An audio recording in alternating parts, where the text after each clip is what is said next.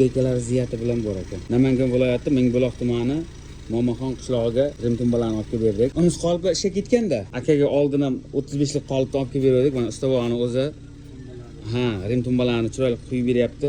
2 oy bo'ldi olganingizga. 2 oy oldin 2 ta oluvdi, mana yana sirrazi 2 tani oldi. Yaxshi daromadi. Shunday daromadi yaxshi. Qilsa bo'ladigan ish. Faqat taklif qilaman ustalarni, aka-ukalarni foyda qilsa bo'ladi, daromad qilsa bo'ladi, yaxshi. Yaxshi kasb qilsa bo'ladi. Shunday yaxshi kasb qilsa bo'ladi. Mana balandligi 4 metr bo'lyapti. Bu 25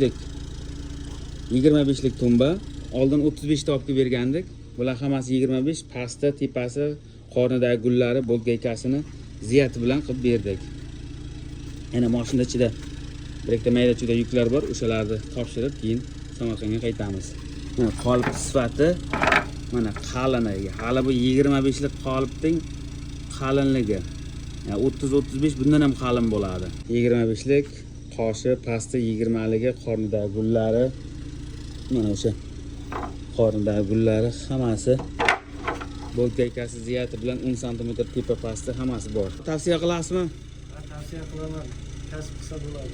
Buni orqasidan ham ikkita o'ylarni tabiiyatdan ishlasa bo'ladi. Mehnat qilsa. Shunday. Biz o'zimiz ham Xudoga shukr. Bemalol bolalarni ko'paytirib, shogirdlarni ko'paytirib birga ishlab yuribmiz. Yaxshi daromadli ish. Shogirdlar ham xursand, bizlar ham xursand. Ishlatsa bo'ladi. Ekrandan nomerga telefon qilsalaringiz kelishtirib olib beraveramiz. Hozir biz Namangan viloyati Mingbuloq tumani Mo'maxon qishlog'idamiz. O'yin boshiga mana Qo'qonga bir donadan boshladik. Nasib qilsa yana ko'paytirib olamiz. Akalarning blok burchatka sexi bor. Mana shu yerda Qo'qonda yo'lda ustida. Bu yangi Qo'rg'on uchko'prik yo'li.